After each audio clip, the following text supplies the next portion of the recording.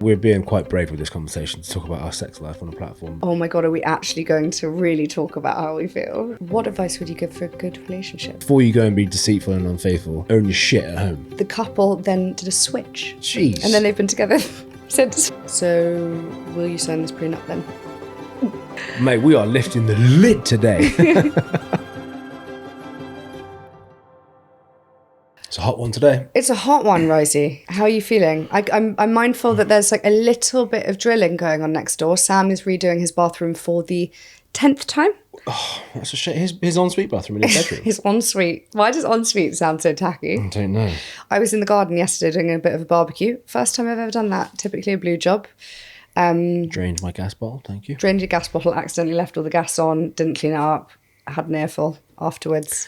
But was very impressed, actually. There's a lot of smoke in the face. Smoke? There shouldn't have been smoke. What were we I think grilling? I was putting some lemony, oily, buttery, delicious basting juices onto the meat, and I think that everything was basically on fire. Well, yeah. Anyway, then I heard a little birdie next door pop my head over, and it was Jess, their lovely interior designer. Oh. And she said that Sam's been doing the whole kitchen, the garden and the bathroom. Anyway, so if you hear a slight echo in the background, he is replacing the tiles in the bathroom. Sorry, is he redoing the back garden, the kitchen and the bathroom? Yeah. Christ, that boy. I know, he's more indecisive than we are. Anyway, how are you? I'm good, yeah. Aside from being hella hot. Oh, I wasn't planning on talking about this today, but I was speaking to Holly, who I work with, about this yesterday. She hates the summer, like hates it, dreads it, feels really unattractive, is a hot, sweaty mess, hates all the clothes, and is already really, really excited for October. And I was sat there thinking, gosh, that's quite depressing. But then I thought, actually, genius, I'm really glad I've got you on my team, because I get scared when we start to teeter into those autumnal months, because really bad things have happened to me around that time period. Whereas I feel like very safe and happy and uplifted over the summer. So we can level each other out.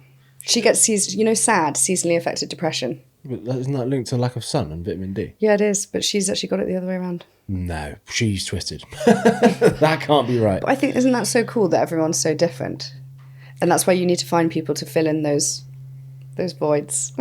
Is she talking from a fashion perspective? Because I get that the winter wardrobe is maybe better. What she was actually saying, so there's the fashion side, Right. but there's also the actual physical sort of stress of being in the heat. Oh, she just doesn't deal with She's not good in heat. Okay. But also, and I think a big part of it that we uncovered yesterday was this idea that and I kind of relate to this, there's a lot of FOMO that goes on in the summer months. You feel like you have to do things after work. It's so light. Like last night I sat in the garden chatting to a friend until 11 p.m. And in the winter, you can basically wrap it all up at 5 p.m. and you don't feel like you need to make excuses to anyone. I am at the opposite end of the spectrum on this. If you're a bit of an introvert and you really enjoy your own time and you just want to be at home a lot, I suppose. I absolutely live for the summer. I come alive in the sunshine. That's true. You've been threatening to move to a hot country for rather a while. When I did that run in the desert, and I went with a guy who's from Argentina, you would probably assume that he could handle the heat better. But he was the one that was overheating every day. Really? Yeah. Which, I don't know, like biologically I'm thinking, well, I'm from the UK. I'm probably not, my concoction of cells and DNAs probably would suggest that, I would be the one that would tap out in 38, 40 degree heat in the desert, but it was him. There must be a reason behind that. Yeah, I don't know. Do you know what I learned when we were at a tennis match last week? Is that it's been very hot in the UK, and I do sympathise with these tennis players. I have no idea how they keep playing for hours in such extreme conditions. Mm-hmm. But there are courts here that have underfloor heating. Yeah. So that you can prepare for playing over in Australia. So you're literally playing tennis and you've got like heat sizzling up from the ground, warming you up. Do you know what else I learned? Isn't that torture? If you get cramp, they give you a slice of lemon. What do you do with the lemon? Eat it. Eat it? Yeah. As in like squeeze the lemon. Citrus fruits.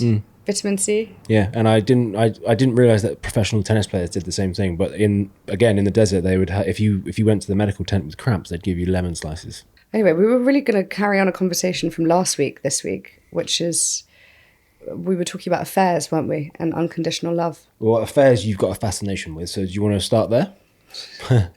or the unconditional love is interesting as well. I think my interest in affairs probably just stems from my interest in relationships.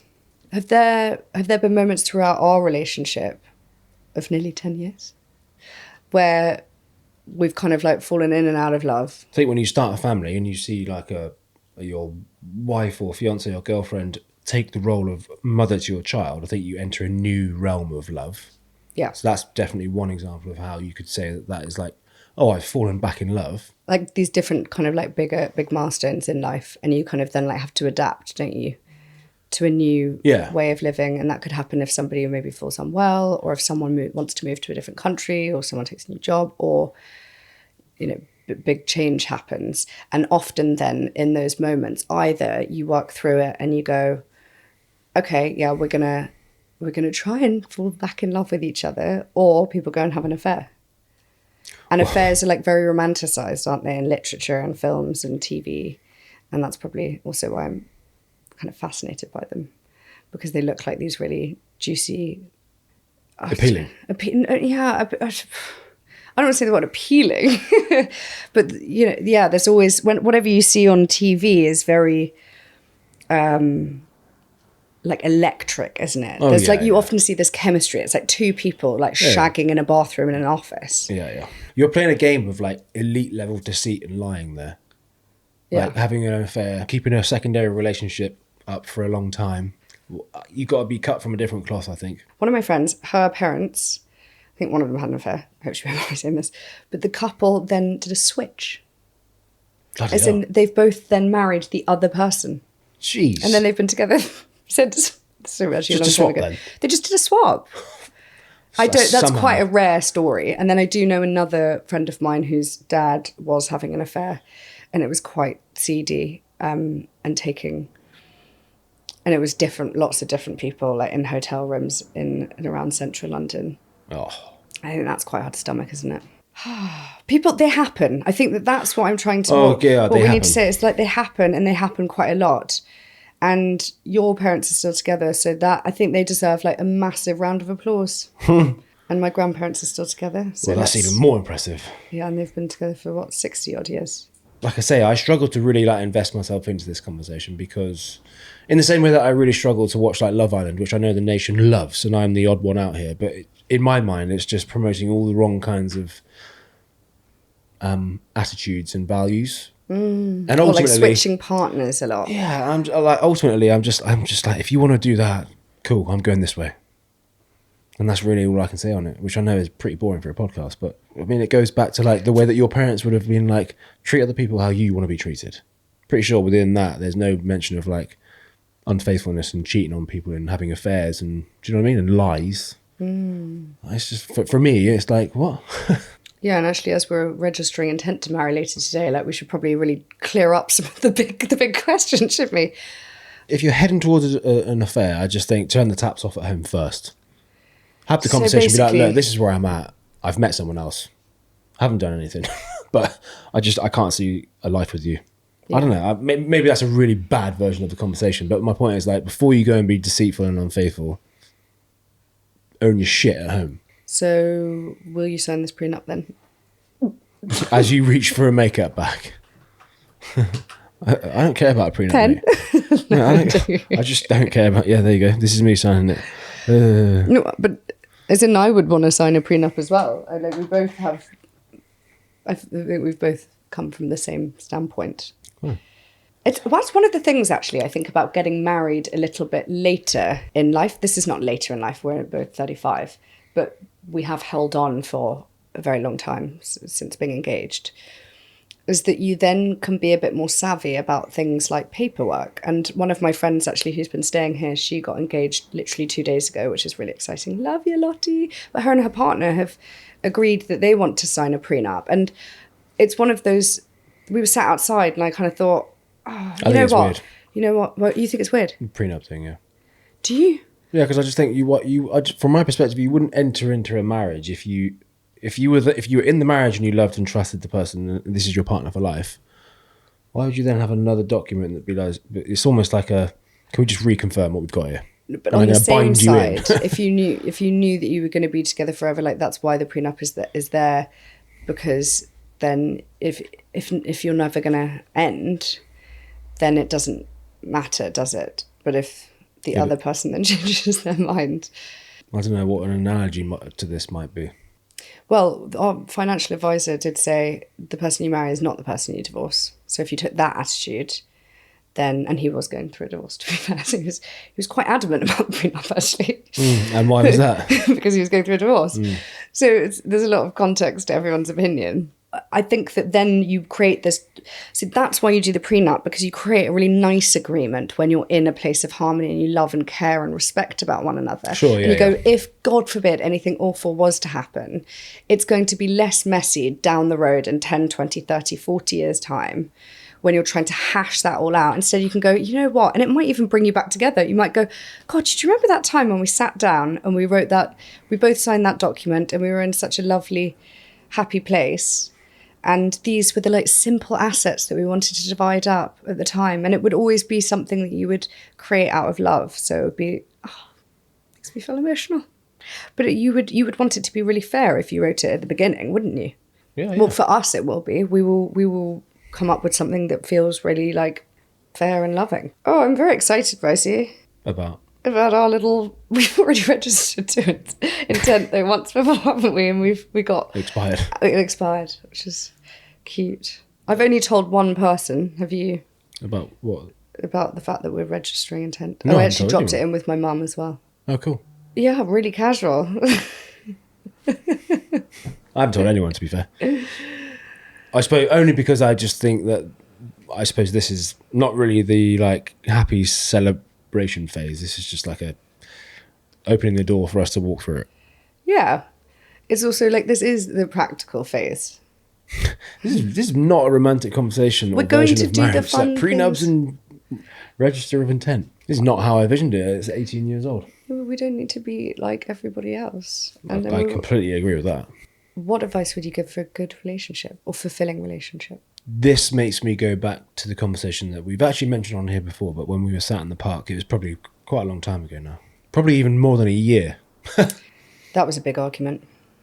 Well, it was a good conversation because we revealed some things like, I don't know, wants, needs, and ambitions as like a unit moving forwards and all that sort of stuff. But yeah, it was a hard one. It was the first proper chat we have ever had like that. Yeah. Where we've both sat there, locked in, eye to eye, cross-legged, on a patch of grass. Actually, it must be more than a year. Must be more than a year. It was when Maddie was working here, because I remember being really awkward because we'd basically had a fight. And having someone else that works in the house and is kind of privy to just around for the aftermath, where the tension is a bit high. Well, no, it was all right uncomfortable because we reached a place of harmony on it. But yeah, no, I know, but I'm talking like just straight after the argument when then someone goes, yeah. "Hi, morning," and comes through the door, and you're like, "Hello." If only you knew. There've been a few times like that. Yeah, so that's where I go. And then you actually sent me a message because I was going to just dry my eyes, mate, and carry on working with her that day. I think it was a Monday, like beginning of the week as well, ready to like get into the grind. And you sent me a message and you were like, we need to hash this out now. Oh. And so then I had to sneak out of the house and I was like, sorry, I'm just going to the headmaster's office. But to answer your question, what did you say? What makes a good relationship? Yeah, and you basically highlighted to me in that chat what does make a good relationship, and actually I agree with all of your points. In that conversation we had in the park, I said 4 C's. First one being communication. And I think, like you said before, that conversation we had was the first real, let's really like lift the lid on this, have a proper conversation, sit down, and as you said, look each other in the eyes and tell each other how we're really feeling, where we're at. Mm-hmm. Probably the first time we've had a conversation like that. And that was probably one of the things that factored into me accepting this whole how to communicate and how important it is, and if you do it right and if you do it in a reciprocal kind of way, it can really like progress things and your relationship can flourish. Because after that we did go into a much better phase. We did. You know, even as you started with that and you were really like honest about, you were really honest in the way you were speaking, it felt like you mentioned like it felt as though the lid was lifted. You know, when, I don't know, I'm not someone that like talks about like sexual stuff in a relationship a lot, because that's the one thing that I find prudish, and there are like a few things that I find like a little bit uncomfortable talking to any partner about. But you are my partner. Oh my God, I really wanted to drop in the current partner. You're my current fiance. You're today's partner. You're today's partner, damn it. But when you started talking like this, I felt like really nervous, as if I was it. I remember. Did you remember? Yeah. I felt as though I was like in a Who's this moment? Because you hadn't really seen it before. who's this? Yeah. And also like, oh my God, are we actually going to really talk about how we feel? Yeah. No, I remember you said something like that as well. And then the second C that we spoke about was chemistry. This is where I suddenly went, oh my God, eek, I'm freaking out, because is this the sexual one? Yeah. Or you can call it canoodling if you want, to stay in line with the C's. Let's call it canoodling. I think it's a really crucial part, another C, of a relationship. This is not meant to be too much emphasis on the actual sex part, but it's the canoodling, the cuddles, the kisses, the affection, the tactile, and obviously the stuff after that is part of it. But it is really important. It is really important for like the unity, the energy around you as a couple. And if it's not there, I think it's glaringly obvious sometimes. And from like my perspective at the time, obviously you were going through like a really turbulent time with health, so it was the very, very, very last thing on your mind. But I was like trying to gently like restart the wheel on that a little bit, and Yeah. you're still getting a little bit freaked out by this. No. Oh no, No, but I guess... because you told me a was while hard, ago yeah. about the whole like, you know, you really need like the male energy and the female energy. And I think like when that is in play and it's rolling, there's going to be the occasional sexual collision where it's like, let's go. Oh my God, Ryan. No, but that's great. Like that's like part of the magic of a relationship. Yeah, you're right. And And I like- guess like for so long we didn't really have that aspect because I was really unwell, and then I found that whole thing very triggering. Which is totally fair and fine.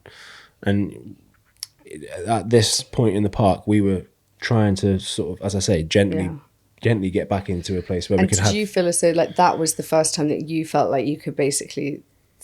How long had you been sat on wanting to say that? Well, I guess I'm going to get real prudish here, but I have a high sex drive. That's not prudish, that's the opposite. What? Sorry. That's okay. Sorry. No, but that's... I'm going to be really maybe too honest in this Saucy. environment. Then, yeah, I have a high sex drive, and I was in a relationship that was flatlined in that sense. Again, totally fine because of the situation. But what I wanted to do was like communicate and articulate where I was coming at, rather than just like being a predator and like throwing myself on you. And because ultimately there probably were times where that happened, and I kind of like felt shit about it. You know what I mean? So I was trying to communicate like this is not just about like that part of it. It's about feeling we're really a couple, and that the energy we give off and give each other is like one that screams love and affection. Does this make sense? It's making so much sense. I also think that you packaged up in a really appropriate way, because I didn't think that you were just a sexual predator, because I was like, oh, there are like a few different things that he thinks that we need to work on. So I wasn't just worried that suddenly you were going to like leave me because we weren't having sex or something. Like it was a very sensitive conversation. And chemistry is obviously a nice word, isn't it? But yeah, Canoodling's better. I'm in agreement that when you do connect like that, that then you do feel like you like the other person more. Oh, 100%. And then you're kind of like, oh, good. Yeah, we actually do still have something there. Because otherwise, you know, It's the age-old thing, if though. you prioritize everything else in your life except for that, and it becomes a chore, then you're basically just cohabiting, aren't you? You're basically just like you're sharing a workspace. Like if we weren't shagging, we would be sharing a workspace here. Yeah, but I think actually like we're being quite brave with this conversation to talk about our sex life on a platform, but actually there's loads of couples that go through this. Like it's people always talk about like, oh, as soon as you have kids or married, like it's game over for the bedroom. Which is kind of it's a little bit of a joke, but it's actually quite true for a lot of couples. And for couples like us, we work and live from this house. Like there's so many things that are not necessarily normal and traditional in that sense. Like it is important that we remember that we're not just co-hosts on the same show. We're not like castmates on the same TV show, whatever it is. Like, we're a couple, and within that couple, there is time for communication and canoodling. And we'll get to the next two C's as well. But you know what I mean? It's very hard to be a really good partner, a really good parent, a really good friend, colleague or employee, and to kind of nail all of those things at the same time, which I think we can get onto more later in the conversation, because it'll be interesting to look at like where we've been and what we've prioritized over like the different parts of our lives. The kind of like 2 out of the 3 things that you can ever really be nailing. Shall I get to the other C's? Wait, I want to like just think about what the other bits of chemistry are, that because my life coach always used to speak about this. She was like, God. You need to be more Scandi about this. Scandis Women- talk about open What, like poos and sexual sex stuff all the time. oh yeah, like it's normal. Okay, so here's what she said. Women get warmed up like top down, and men get warmed up bottom up. Oh, right, So yeah. like we require a lot more.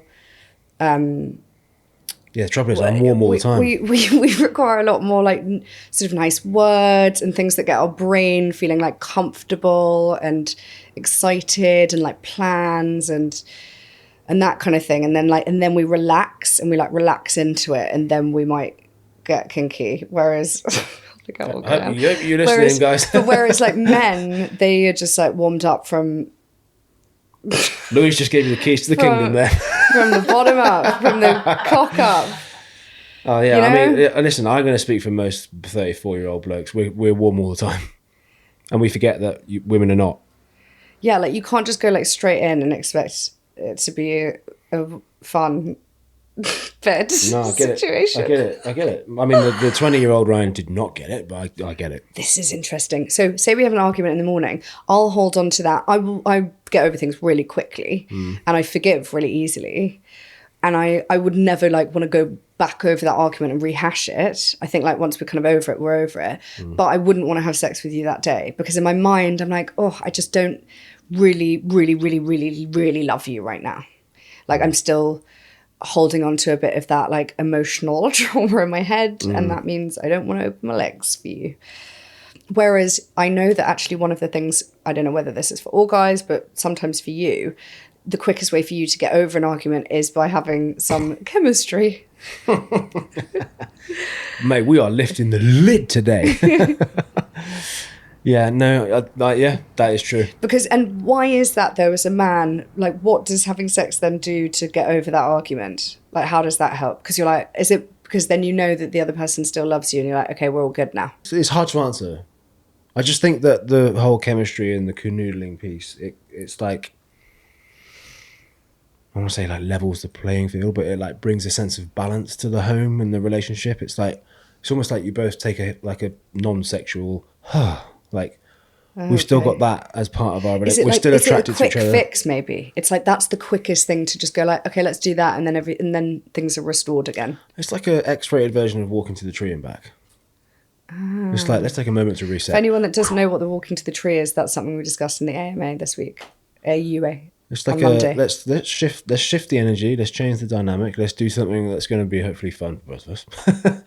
And let's move forward from there. But again, I sort of feel like, because we never talk about sex between us at home, let alone on a podcast for people, I need to stress that I'm not trying to like promote the wrong part of this, you know? Okay. What are the other 2 C's? Yeah. And also, thank God sorry, we're moving before I did say that I wanted to hone in on the other like chemistry things, because when I wasn't feeling like I had much faith in my body and I was pretty scared that even by like lifting yeah. or even sleeping on my tummy was going to kind of like rupture my insides. Yeah, Like yeah. obviously having sex was quite scary for me. Yeah. So she said, oh, well, there are other things that you can do to show intimacy. And I don't know whether we really kind of honed in on those. I guess for us, like sport is quite intimate. So like jumping on each other, stretching, piggybacks, like anything that feels quite athletic and like, you know, sweaty and playful. That's intimate, isn't it? It's different. It's Different different speed. It's a different speed, yeah. No, but maybe what you're telling me is that is you're getting enough of the chemistry dose from those situations. Yeah, I think that is what I'm saying. Oh, Like- well, to that I say, damn and blast it. Yeah, Yeah, because you want to work out with your guy friends and not me. No, I'm saying if I'm playing tennis and getting sweaty with you, I'm like, cool, should we go home? You're saying, I'm good. Let's just stay here all day. I'm like, I'm done now. Yeah. Funny though. Yeah. The 2 C's? Yeah, okay. All right. The next one was consideration. Or it could be courteous. Or if you're going to go outside of the C theme, it would be respect. And I just think if you're courteous and you're considerate to the other person in as many ways as possible, I think that feeds into how you communicate with each other, how the chemistry feels. So they all kind of like interlink. Do you know what I mean? Yeah. So if we've had a good conversation, we've had a bit of canoodling, I'm far more likely to be really considerate to what you want. So like the first two actually kind of lead to number 3. Whether it's like a really gentle hug or like a little soft kiss on the cheek or like getting you flowers or joining you at a dinner party. But do you need the chemistry and the communication to actually have to do that third one?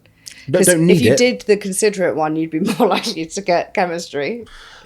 These are not in any particular order, to be honest with you, but you asked me originally what makes a good relationship in my mind. There's 4 things that I'm trying to get to, and they're all interlinked. I don't think there's an order, and if there is, I haven't got it. But in this instance, if we communicate well, we have the chemistry, I'm going to be way more considerate to everything around me. I think we need to get these 4 C's like printed out and put on the fridge. And then we could do like little gold stars. But again, like, yeah, sorry, that's quite funny. We should do that. And it's like me, that's not to say that I'm gonna, if I'm not communicating or having moments of, frisky moments, that's not to say that I'm gonna be deliberately inconsiderate. That's not what I'm saying. I'm just saying in order to get to a place of having a good relationship, they are quite closely connected. Okay. The last one is compromise. Okay. What does that look like? How willing you are to sacrifice your own time or what you want to do on a Saturday morning. How much do you want to compromise? Like, on a Sunday, do you want to watch sport in your pants or sit in a dark room like you say? Or do you want to host your dad and his girlfriend and have a 8-hour barbecue and watch them get semi-licked? How much do you feel like you compromise in our day-to-day? Out of the 4 I've said, I feel like I compromise. That's the first thing I do better than the rest, I would say. Sorry, I don't know why that's making me As laugh. in, like, you could use like the pick up or drop off with Leo, or you could be like, you're going out tonight, so I was like, I'll get the medication from the vet. But are there things that you like do that you really don't want to do? So like picking up Leo from nursery it's like there's an opportunity cost there. Yeah, there's that things is I do lost that I because don't there's wanna time, things that you could have done. But more a compromise is when you do something for the other person that you really don't want to do, but you're actually doing it just to make them happy. Yeah, I did it last Sunday at 8 p.m. I didn't want to do that call, but I did it because you wanted to do it. Thank you. And that really felt like a compromise because I knew I was asking you to do something tricky that you really didn't want to do, and it was like out of your comfort zone. And then I appreciated it that extra bit more when you did. And that feels like a good example. So those are my 4 C's that I gave you in the park. What things do I compromise on then? I don't want to sort of do a tit for tat. I just you asked me what I thought was a good relationship, so I've just given you what I thought was maybe helpful. I think they're really helpful, and I do think that then if we're ever like in a bad spot, we should revert back to those and go, okay, well, if we can at least tidy up like one of these C's, then it might give us a bit of a boost across the others.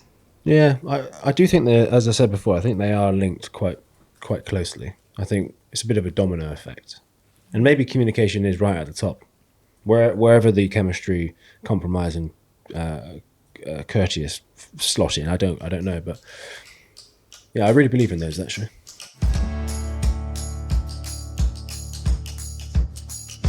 We've got a great listener submission this week. Thank you so much for sending them in as always.